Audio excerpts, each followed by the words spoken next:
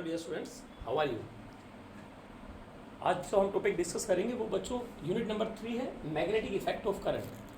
तो बच्चों सबसे पहले बात ये आती है कि भाई व्हाट आर द सोर्सेज, क्या सोर्सेज है जो मैग्नेटिक फील्ड को प्रोड्यूस करेंगे। जैसे हमने इलेक्ट्रोस्टैट में डिस्कस किया था बच्चों, अगर कोई भी चार्ज पार्टिकल रेस्ट में है, मैंने आपको बताया था अगर कोई चार्ज पार्टिकल रेस्ट में है तो इलेक्ट्रिक फील्ड प्रोड्यूस करता है अपने सराउंडिंग स्पेस में, और अगर कोई चार्ज पार्टिकल बच्चों मोशन में है या वो कांस्टेंट वेलोसिटी से मूव करता है तो मैंने आपको कहा था वो बच्चों इलेक्ट्रिक फील्ड भी प्रोड्यूस करेगा और मैग्नेटिक फील्ड भी प्रोड्यूस करेगा, बट वो एनर्जी रेडिएट नहीं करेगा। तो बच्चों पहला सोर्स तो ये हो गया, अगर कोई भी चार्ज पार्टिकल मोशन में है तो definitely it will produce a magnetic field, और अगर कोई भी चार्ज पार्टिकल मोशन में तो डेफिनेटली किसी कंडक्टर में कोई चार्ज पार्टिकल एक डेफिनेट डायरेक्शन में मूव करेगा तो वहाँ पे करंट भी होगा। तो सबसे पहले मैं आपको ये बताऊंगा कि भाई मैग्नेटिक इफेक्ट ऑफ करंट, कि करंट तो मैग्नेटिक फील्ड को प्रोड्यूस करता ही है, और what are the name the sources. अगर बच्चों हमसे कोई ये पूछे कि name the source that produce the magnetic field, बच्चों कोई करंट कैरिंग कंडक्टर जो होता है, सबसे पहला सोर्स तो है अ करंट कैरिंग कंडक्टर। पहला सोर्स क्या है? अ करंट कैरिंग कंडक्टर, पहला क्वेश्चन बच्चों। दूसरा बच्चों, कोई भी जो मूविंग चार्ज होगा, कोई भी मूविंग चार्ज होगा वो भी मैग्नेटिक फील्ड को प्रोड्यूस करेगा बच्चों। तीसरी चीज बच्चों, अगर कोई मैग्नेट है तो वो भी अपने सराउंडिंग स्पेस में मैग्नेटिक फील्ड को प्रोड्यूस करेगा। कोई भी हमारे पास मैग्नेट है, बार मैग्नेट है, जैसे मैंने बोला मैग्नेटिक फील्ड की अपनी ओन एग्जिस्टेंस है। अगर किसी भी कंडक्टर का मैग्नेटिक फील्ड है, वहां पे मैग्नेटिक नीडल है या नहीं है, बट उस फील्ड की अपनी एग्जिस्टेंस होगी, वहां पे हमेशा याद रखेंगे। तो हमने कहा भाई what do you mean by magnetic field? Something produce by a, बच्चों कोई ऐसी चीज जो या तो एक करंट कैरिंग कंडक्टर ने प्रोड्यूस किया, या किसी मूविंग चार्ज ने प्रोड्यूस किया, या किसी मैग्नेट ने प्रोड्यूस किया, up to which it presence can be determined. What do you mean by the magnetic field बच्चों? something produced by a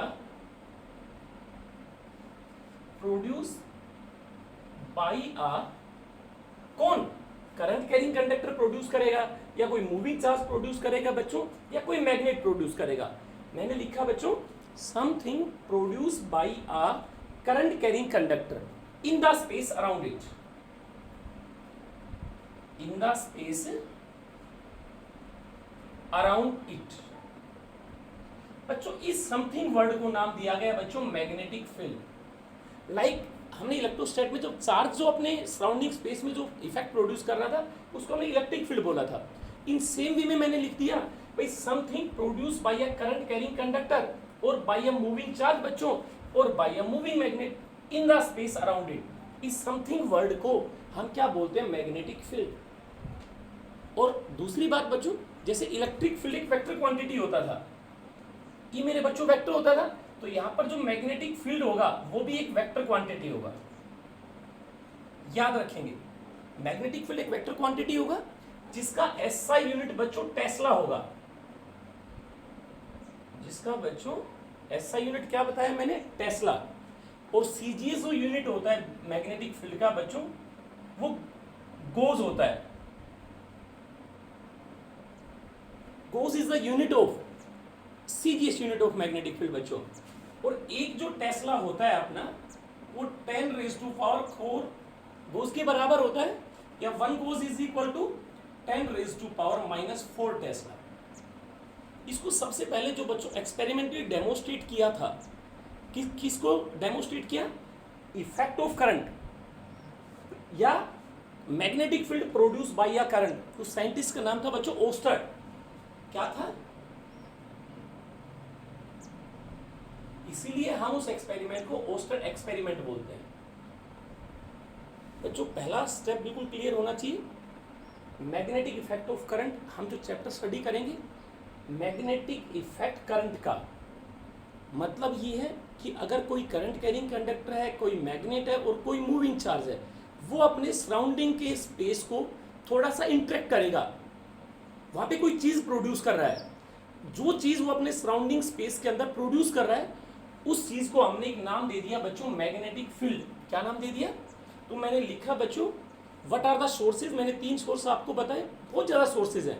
कोई भी या तो मैग्नेटिक फील्ड बच्चों कोई करंट कैरिंग वायर प्रोड्यूस करेगा, या कोई मूविंग चार्ज प्रोड्यूस करेगा, या कोई मैग्नेट करेगा इन द स्पेस अराउंड इट। उस समथिंग वर्ड को हम बोलेंगे बच्चों मैग्नेटिक फील्ड। मैग्नेटिक फील्ड भी बोल सकते हैं बच्चों, मैग्नेटिक इंडक्शन भी बोल सकते हैं आप लोग, मैग्नेटिक फ्लक्स डेंसिटी भी बोल सकते हैं। सभी का सिंबल भी होगा, और ये एक वेक्टर क्वांटिटी है लाइक इलेक्ट्रिक फील्ड। इसका एसआई यूनिट बच्चों टेस्ला होगा, in the honour of Nikola Tesla के नाम से दिया गया।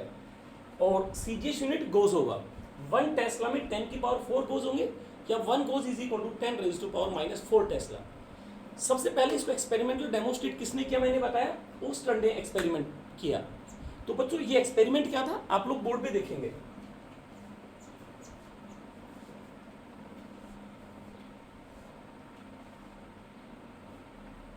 देखो बच्चों, तो पहला टॉपिक जो मैं डिस्कस कर रहा हूँ वो ओस्टर्न एक्सपेरिमेंट है। बच्चों क्या होता है, हमारे पास ये एक वायर है, ये करंट कैरिंग वायर है बच्चों, ठीक है। अब ये करंट कहाँ से आया? हमने इस वायर को नाम दे दिया ए और बी, राइट। बच्चों इस करंट कहाँ से आया? करंट तो वायर में तब फ्लो करेगा, कंडक्टर में तब फ्लो करेगा तब हम कोई हमारे पास कॉन्टिन्यूस सोर्स ऑफ एनर्जी होगा, और सोर्स ऑफ एनर्जी हमने कहा बैटरी है। ये हमने बैटरी को कनेक्ट किया, ये एक वायर है ए बी। जैसे ही हमने इस की को बच्चों क्लोज किया होगा, इस वायर में करंट फ्लो कर दिया ए टू बी। अब हम कहते हैं कोई भी वायर अपने सराउंडिंग स्पेस के अंदर क्या करेगा? इफेक्ट प्रोड्यूस करेगा। अब उस इफेक्ट को चेक करना है हमें। तो ओस्टर्न ने क्या किया, उसके पास एक मैग्नेटिक कंपास रखा। ये कंपास है, ये इसका बच्चों स्टैंड हो गया, राइट। ये बेटा मैग्नेटिक कंपास है। क्या है ये? मैग्नेटिक कंपास, जिसका ये साउथ पोल है, ये नॉर्थ। ओस्टर्न ने ये कहा अगर इस वायर का मैग्नेटिक फील्ड होगा तो डेफिनेटली ये जो मैग्नेटिक नीडल है ये डिफ्लेक्ट होनी चाहिए बच्चों। और अगर ये डिफ्लेक्ट नहीं होती है, इसका मतलब इसका इफेक्ट यहाँ पे नहीं है, इसने अपने सराउंडिंग स्पेस में कोई नई चीज प्रोड्यूस की ही नहीं। तो क्या हुआ बच्चों, ओस्टर्न ने बोला अगर इस वायर में करंट की डायरेक्शन निडल के रेस्पेक्ट में साउथ से नॉर्थ है, आप देखो साउथ से नॉर्थ फ्लो कर रहा है, तो जो नॉर्थ पोल होता है बच्चों वो वेस्ट की तरफ डिफ्लेक्ट होगा। मतलब ये निडल इस तरीके से होगी, ये लो, मतलब इधर वेस्ट है अपना, ये ईस्ट है। जैसे मैं बना दूं साउथ नॉर्थ, और ये हमने मान लिया वेस्ट और ये ईस्ट, तो देखो ये वेस्ट की तरफ डिफ्लेक्ट हुई है। इस रोल को उसने बच्चे को अंडरस्टैंड करवाने के लिए क्या किया, इसने एक वर्ड दे दिया बच्चों उसको स्नो रूल के नाम से। स्नो रूल, इसको उसने ये नाम दे दिया। इस स्नो रूल से हम क्या याद रख सकते हैं, अगर किसी वायर में निडल के रेस्पेक्ट में करंट की डायरेक्शन साउथ से नॉर्थ है तो उसका नॉर्थ पोल का जो डिफ्लेक्शन होगा वो वेस्ट डायरेक्शन में होगा, फर्स्ट। दूसरी बात बच्चों, इसको एम्पियर स्विमिंग रूल से भी बताते हैं हम। किससे? Ampere swimming rule.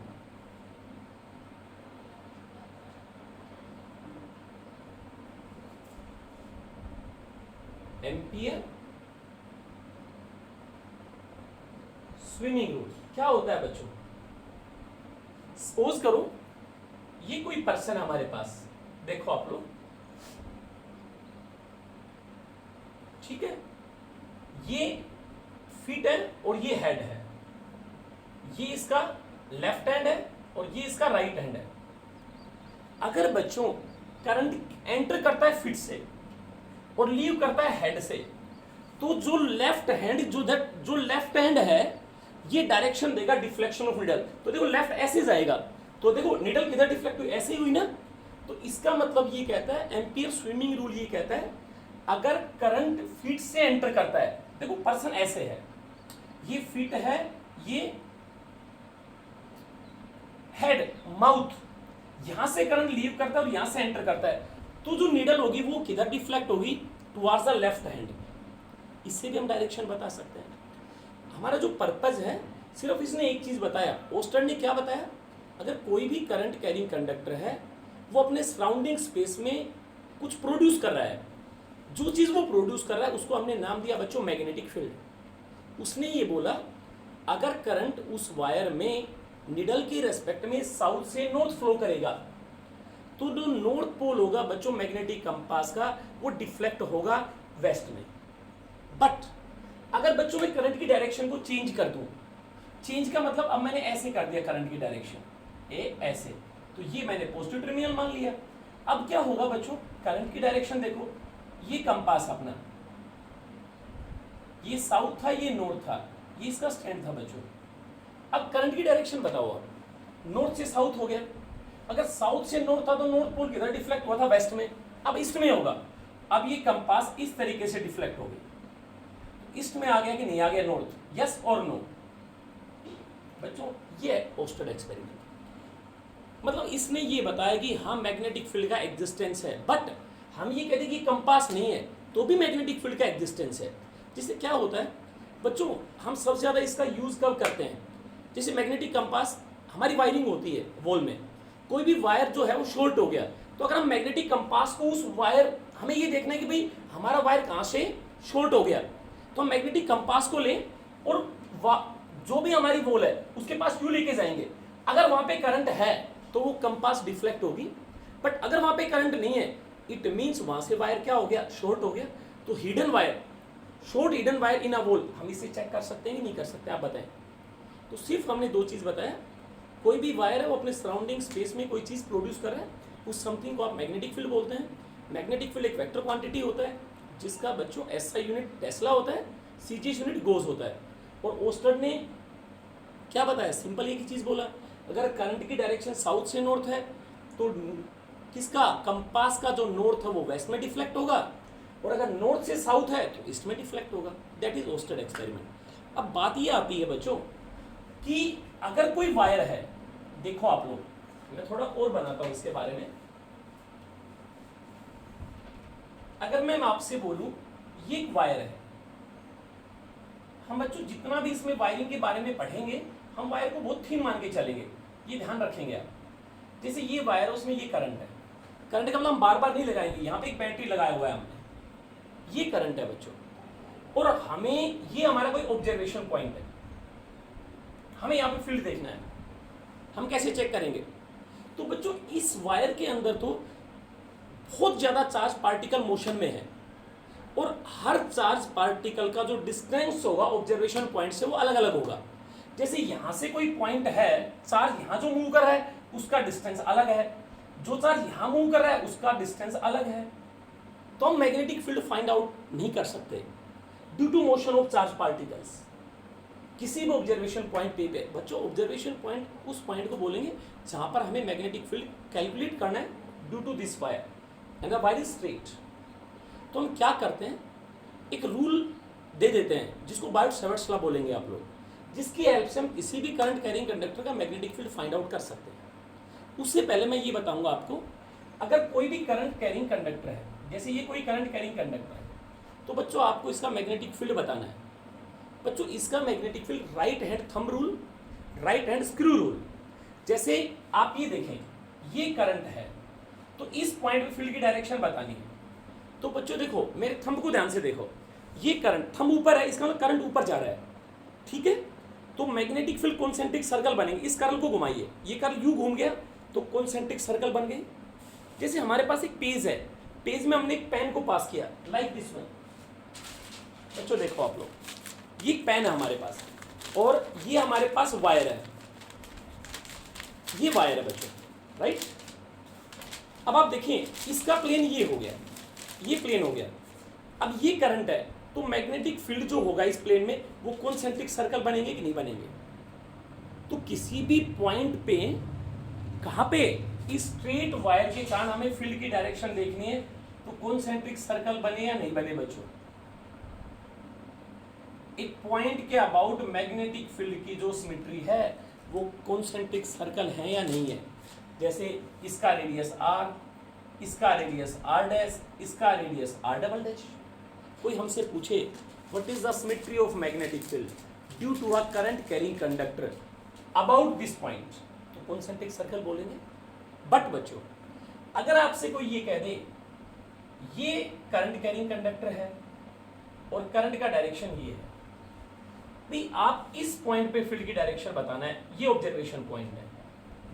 देखो ऐसे है तो ये करंट की डायरेक्शन और ये वायर, तो मैग्नेटिक फील्ड कॉन्सेंट्रिक सर्कल यूं घूमेंगे बच्चों, वायर से परपेंडिकुलर होंगे और प्लेन ये हो गया हमारा। बट अगर हम एक पर्टिकुलर पॉइंट पे फील्ड की डायरेक्शन देखनी है तो आप कैसे अप्लाई करेंगे देखेंगे बच्चों। ये वायर है, हमें इस पॉइंट पे फील्ड देखना है तो थंब को आप वायर के साथ रखो। अगर इधर फील्ड की डायरेक्शन देखनी है तो देखो मेरा ये कर्ल देखना है, ऊपर की तरफ आ गया। आप लोग पढ़ने वाले हो तो देखो इस पॉइंट पे देखना है तो magnetic field normal to plane and outward या टुवर्ड्स द रीडर। और अगर इधर देखना है वायर से तो आप इस कर्ल को घुमाते रहो, ये कर्ल यू घूम गया तो ये कर्ल अंदर की तरफ आ गया। तो बच्चों इधर तो नॉर्मल टू प्लेन और आउटवर्ड हमने डॉट से रिप्रेजेंट किया, और यहां पर नॉर्मल टू प्लेन और इनवर्ड। अगर कोई स्ट्रीट वायर है और एक पॉइंट पे फील्ड की डायरेक्शन देखनी है तो बच्चों थंब को करंट की डायरेक्शन में रखो। ये इधर field normal to plane and outward, इस पॉइंट पे normal to plane and outward, और इसके ऊपर normal to plane and inward like this one. But इस पॉइंट के अबाउट जो मैग्नेटिक फील्ड की सिमेट्री हो कैसा होगा, कॉन्सेंट्रिक सर्कल इस पॉइंट के अबाउट। और ड्यू टू कंप्लीट वायर के कारण अगर देखना हो बच्चों तो सिलिंड्रिकल होती है। अगर हमसे कोई पूछे भाई ये वायर है इसके कारण फील्ड की सिमेट्री बताइए तो सिलिंड्रिकल बच्चों, क्योंकि बहुत हर जगह कॉन्सेंट्रिक सर्कल बनेंगे, सभी को कंप्लीट करेंगे तो क्या बनेगा, सिलिंड्रिकल। ठीक है, तो बच्चों मैं ये बता रहा था ओस्टेड एक्सपेरिमेंट क्या था। सिर्फ ओस्टेड ने ये बताया कि कोई भी करंट कैरिंग कंडक्टर वो मैग्नेटिक फील्ड को प्रोड्यूस करेगा अपने सराउंडिंग स्पेस में। और दो लाइन उसने ये बोला बच्चों, साउथ टू नॉर्थ है तो नॉर्थ वेस्ट में डिफ्लेक्ट होगा, नॉर्थ टू साउथ है तो क्या होगा, नॉर्थ ईस्ट में डिफ्लेक्ट होगा। अब क्वेश्चन आता है बच्चों, हमें मैग्नेटिक फील्ड की डायरेक्शन बतानी है तो मैंने क्या क्या बताया। देखो बच्चों, अगर वायर ऐसे हो वायर, फील्ड की डायरेक्शन बताओ इस पॉइंट पे और इस पॉइंट पे। तो देखो मैंने बोला थंब को करंट की डायरेक्शन में रखो, ये करंट देखो ऐसे, तो इस पॉइंट पे देखो कर्ल मेरा किधर आ गया, घुमाना है आपको, इस पॉइंट पे देखना है normal to plane and outward. अब इस कर्ल को घुमाओ, ऐसे घुमाते लाओ, ये क्या आएगा, normal to plane and inward. तो यहाँ तो डॉट हो गया और यहाँ क्या हो गया, तो बच्चों क्रॉस का मतलब, हम इस पूरे चैप्टर में क्रॉस का मतलब होता है normal to plane and inward, और डॉट का मतलब normal to plane and outward. Right, पक्का। ये मैग्नेटिक फील्ड, और इस पॉइंट के अबाउट देखना है तो कॉन्सेंट्रिक सर्कल बनेंगे। कैसे, ये कैसे बनेंगे, ये वायर तो देखो ये यू घूमेंगे बच्चों क्लॉकवाइज। और अगर ये वायर ऐसे होता, देखो अगर ये बच्चों वायर में ऐसे बना दूं तो देखो ये एस करंट के साथ अगर हम ऐसे, तो कर्ल यू घूमेगा बच्चों दिस डायरेक्शन। राइट बच्चों, this is magnetic field. Magnetic field क्या होता है समझ में आ गया आपको, ओस्टेड एक्सपेरिमेंट क्या कहता है वो समझ में आ गया। और कोई भी स्ट्रेट वायर होता है, इस पॉइंट के अबाउट फील्ड कॉन्सेंट्रिक सर्कुलर होगा, कंप्लीट के कारण बच्चों सिलिंड्रिकल होगा। और अगर एक पर्टिकुलर पॉइंट पे देखना है, इस पॉइंट पे देखना है, तो सिर्फ ये रूल है, ऐसे रख दो बच्चों, ऐसे रखें तो कर्ल इधर तो अंदर आएगा और यू घूम के इधर बाहर आएगा कि नहीं आएगा। तो इधर नॉर्मल टू प्लेन और आउटवर्ड, और इधर बच्चों normal to plane and inward. This is about magnetic. अब ये चैप्टर स्टार्ट करते हैं बच्चों। फर्स्ट जो टॉपिक है जिस पे ये पूरा चैप्टर डिपेंड कर रहा है वो है बच्चों, हम किसी भी वायर के कारण जिसमें करंट का डिस्ट्रीब्यूशन सिमेट्रिकल हो उसका मैग्नेटिक फील्ड कैसे निकालेंगे। अगर कोई वायर है थिन, वायर को थिन मान के चलेंगे, उसका मैग्नेटिक फील्ड किसी पॉइंट पे फाइंड आउट करना है तो आप कैसे निकालेंगे। वो क्या कहता है बच्चों, उस रूल का है लाप्लास लॉ बोल सकते हैं, बायोट-सैवर्ट्स लॉ बोल सकते हैं, एम्पियर थ्योरम भी बोलते हैं। सारा का सारा चैप्टर इस रूल पे डिपेंड करेगा बच्चों। क्या है rule, rule is Biot Savart's law.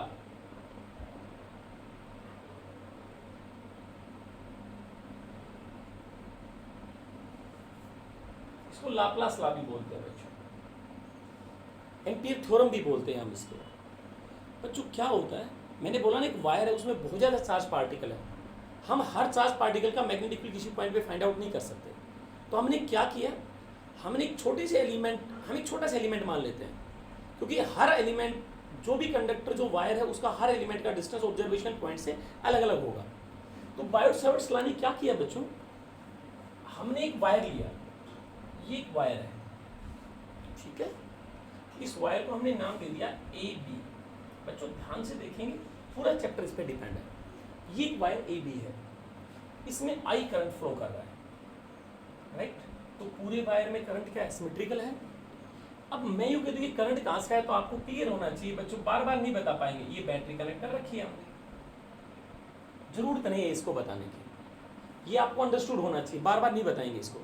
ये एक वायर है ए बी, जिसमें आई करंट फ्लो कर रहा है, और मैं आपसे बोल दूं, इस due to this wire A B, मेरे को फील्ड बताइए आप इस पॉइंट पे।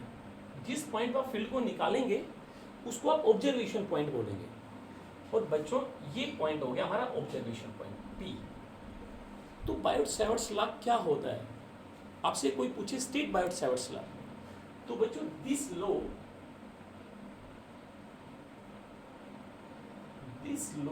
is used to find the magnetic field. This law is used to find the magnetic field due to small current carrying conductor. Current carrying conductor. बच्चों बायोट-सैवर्ट्स law की help से हम किसी भी पॉइंट के ऊपर मैग्नेटिक फील्ड निकाल सकते हैं due to a small current carrying conductor. This is Biot Savart's law, this is a statement of Biot Savart's law. अगर कोई वायर है, उसका स्मॉल इनफाइनाइट स्मॉल पार्ट मान ले, तो उसके कारण हम किसी भी पॉइंट पे फील्ड निकाल सकते हैं। तो मैंने क्या किया, इस वायर में बच्चों दो चीजें बोलेंगे हम। एक तो बच्चों करंट होता है, आप ध्यान से देखेंगे, एक वर्ड होता है बेटा करंट एलिमेंट, यहां पे जो हम यूज करेंगे, एक वर्ड होता है करंट, एक होता है करंट एलिमेंट। वो एलिमेंट जो आप कंसीडर करेंगे, बेटा करंट तो एक स्केलर क्वांटिटी, आप यू ऑल नो, आप सभी को पता है करंट एक स्केलर है। बट इस चैप्टर में जो, जैसे आपने करंट और करंट डेंसिटी पढ़ा था, जो करंट एलिमेंट होता है हम उसको बच्चों I इंटू डी एल से रिप्रेजेंट करेंगे।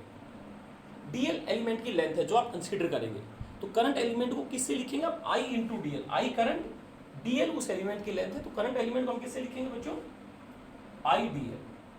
बच्चों ये एक वेक्टर क्वांटिटी है, जो डायरेक्शन करंट की होगी वही डायरेक्शन करंट एलिमेंट की होगी। पहली बार जहां भी बायोट-सैवर्ट्स लॉ लगाएंगे ये चीज आप ध्यान रखेंगे, जो डायरेक्शन करंट की है वही डायरेक्शन करंट एलिमेंट की होगी, राइट। तो मेरी को इस वायर के कारण इस पॉइंट पे फील्ड निकालना है, बट ये लो तो कहता है कि हम सिर्फ small element, due to small element हम फील्ड आउट कर सकते हैं किसी भी आर डिस्टेंस पे। तो पहले तो फील्ड की डायरेक्शन देखें, जरूरी नहीं ये पॉइंट यहाँ हो, ये पॉइंट इसकी एक्सिस भी आ सकता है, ये पॉइंट इस यहाँ भी हो सकता है। पहले डायरेक्शन क्लियर करेगा, थंब को करंट के साथ रखेंगे, देखें आप बेटा करंट ऊपर, तो अगर ये ऑब्जर्वेशन पॉइंट इधर होता तो मैग्नेटिक फील्ड का डायरेक्शन नॉर्मल टू प्लेन और आउटवर्ड होता, या टुवर्ड्स द रीडर होता आपकी तरफ। और अगर इधर देखना है तो सिर्फ कर्ल को घुमाना है, देखो ये घूमता जाएगा, ये इधर आ गया तो इधर नॉर्मल टू प्लेन और इनवर्ड। तो हमें पहले तो बच्चों फील्ड की डायरेक्शन क्लियर करो, ये क्रॉस बना दिया, क्रॉस का मतलब है normal to plane and inward. अब आप देखेंगे मैंने एक एलिमेंट कंसीडर किया, स्मॉल है, बहुत स्मॉल एलिमेंट डी एल, जिसका लेंथ है। तो देखो करंट ऊपर की तरफ जा रहा है, तो करंट एलिमेंट की डायरेक्शन भी ऊपर ही होगी, जो डायरेक्शन करंट की होगी वही डायरेक्शन डेफिनेटली करंट एलिमेंट की होगी। तो मैं क्या करूं, ड्यू टू दिस एलिमेंट हमें इस पॉइंट पे फील्ड निकालना है, इस पॉइंट पे बच्चों, और ये डिस्टेंस आर हो गया, ठीक है। और इस डीएल और आर में जो एंगल है वो हमने थीटा मान लिया। ध्यान से देखेंगे, ये कोई वायर ए बी है, due to this wire P point पे फील्ड निकालना, बट ऐसा कोई रूल है ही नहीं। बायोट-सैवर्ट्स लॉ वो रूल है जिसकी हेल्प से हम स्मॉल एलिमेंट के कारण किसी भी आर डिस्टेंस पे किसी पॉइंट पे फील्ड निकाल सकते हैं। तो मैंने लिखा this law is used to find the magnetic field due to small current carrying conductor. इस चैप्टर में current you all know scalar होता है, बट जो करंट एलिमेंट होता है हम उसको एज अ वेक्टर ट्रीट करेंगे। और बच्चों जो डायरेक्शन करंट, क्योंकि वही डायरेक्शन करंट एलिमेंट क्या होगा। तो हमने वायर माना ए बी ड्यू टू, और इसमें आई करंट फ्लो किया, कोई भी बैटरी सोर्स लगा के कंटिन्यूस सोर्स, पी पॉइंट पे फील्ड निकालना। तो पी पे डायरेक्शन